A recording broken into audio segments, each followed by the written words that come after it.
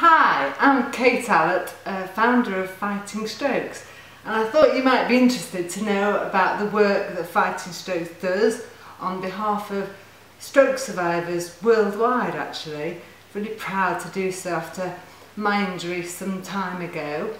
We're a registered charity and we reach out globally to help inspire people using social media like Twitter and Facebook, Instagram, even Vine, to see whether we can help empower people, individuals, to improve after their stroke. So we also do face-to-face patient visits, but our key unique selling point, if you like, is that we try and engage with families and patients soon after stroke. That's where we can make the most difference to help practically advise patients and families who are going through a complete state of flux and fear and worry and anxiety how to go forward. You know, it's a long haul after a stroke, but there is an awful lot of progress that can be made and continues to be made long term. So why? You know, in 2010, February, I had a brainstem stroke myself at the age of 39. And sadly, when I came out of my coma, I had locked-in syndrome. Now, whilst we help all stroke survivors for any type of stroke, locked-in syndrome is a particular interest area for us because it's where you can think and feel normally, but you can't move a single muscle. In fact, it took about 2 weeks for me to even learn how to blink again. Some patients blink, some patients roll their eyes for yes and no in terms of their communication. Now, we are a very practical organisation. We do visits. We encourage patients to set goals that can be broken down to bite-sized goals. So for me, it was to run again. I was an obsessive fell runner before and I really wanted to run again. Very ambitious, but that's, I guess, what I'm like.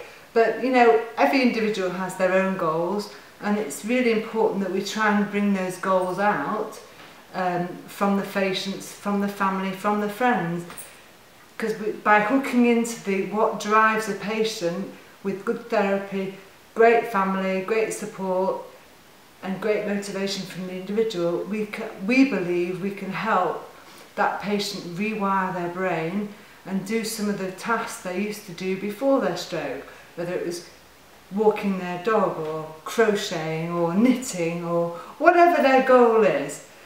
We just try and help practically and advise. And a lot of what we say is down to self-management. You know, there's an awful lot we can do ourselves. I used to call it willing in hospital.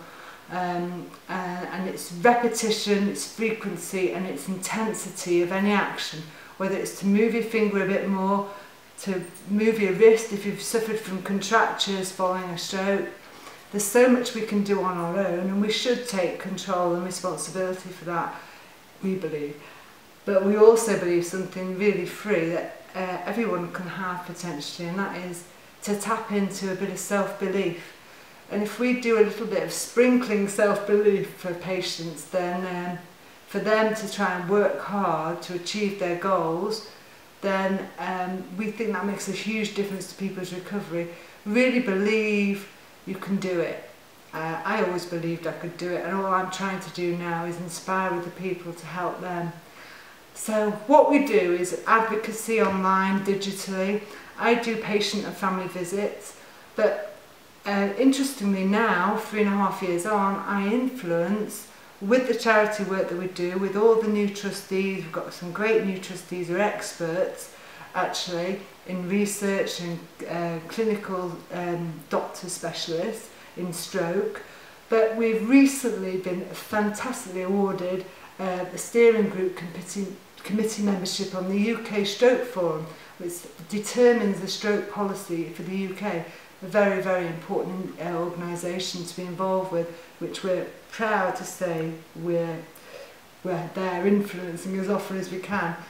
We've mainly, in the last year, we've had some huge news actually. I've always believed that electric stimulation used on upper limbs early after stroke can help reduce pain, improve contractures or spasticity, and I've always believed helps rewire the brain. And do you know what? From one cheeky tweet to Joanna Fletcher-Smith, who's an OT researcher at Nottingham University, we've now developed an application for a grant, and the RFPB have awarded £250,000 to run a feasibility study to test whether this theory is true. Because a lot of people on my social media believe me and think like I do. It wasn't just my instinct, so I'm so proud to say that we're going to be involved in that feasibility research. In terms of other areas that we're interested in, mental health is a huge. The physical disabilities after stroke are just one side of the story. The mental issues, the anxiety, the depression, the isolation, withdrawal, self-esteem, they're huge. I suffered with them myself personally. I think returning to work after stroke, if you're of working age like I am, is a huge issue for stroke survivors.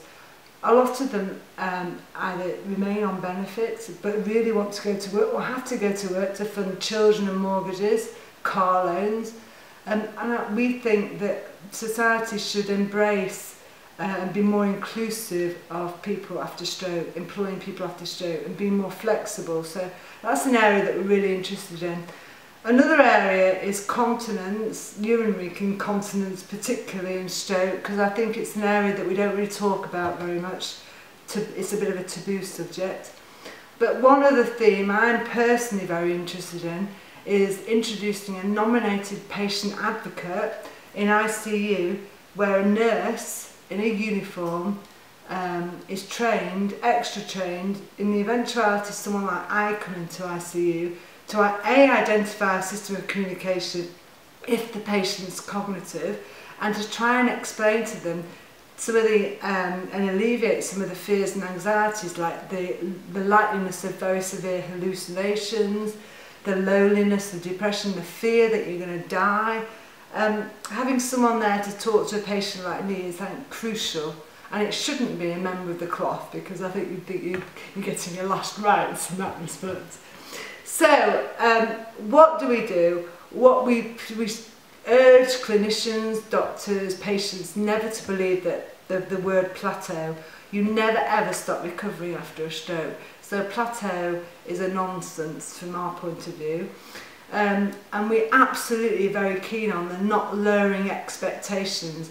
So often in hospital in the acute phase we hear of doctors who are there saving lives and doing a fantastic job, but actually lowering the expectations of both the family, friends and patient, to sometimes some dire consequences.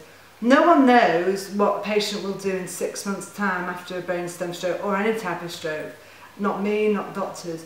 But what we do know is, with patients on board, with family on board, supportive, friends, with great rehab, early rehab, that patient has the best chance to make the most progress. So we also need to tap into the patient's goals to be able to do that. So that leads me on to a very nice discussion that actually I believe that our strapline for our charity is no promises, just possibilities. It's that for a reason. We don't disseminate false hope. We don't tell people they can't do this. We say to them, look, there's Kate at one end, there's Tony Nicholson sadly at the other end, and there's so many individual cases in between that you can progress to. No one knows. So there are possibilities. There are no promises, but there are possibilities. And then finally, I want to share with you a story of a girl who has blown my mind, quite frankly. Her name is Christine Waddell. She's a year younger than me. She's locked in. She was locked in when I first introduced her in Skype 2.5 years ago, in a wheelchair and a headrest. Since then, neural pathways have fantastically helped her out with some rehabilitation freely, because they wanted to see how far their treatments could push someone like Christine, who's done nothing for 15 years at that point. Within 3 months of coming in once a week, she'd lost the headrest. That kick-started all these muscles down here. Within another 3 months, she sat on a plinth, being able to move side to side, forward and back. She works so hard, does Christine. It's all come from her. Within another year, she incredibly, I don't know if you can believe this, she had been nil by mouth for 16.5 years. She ate her first meal. Can you believe the quality of life changed for her, and the fact her life has a structure now? She has therapy, not once a week anymore, 3 times a week. And recently she's now moved on to 3 meals a day and 2 coffees a day.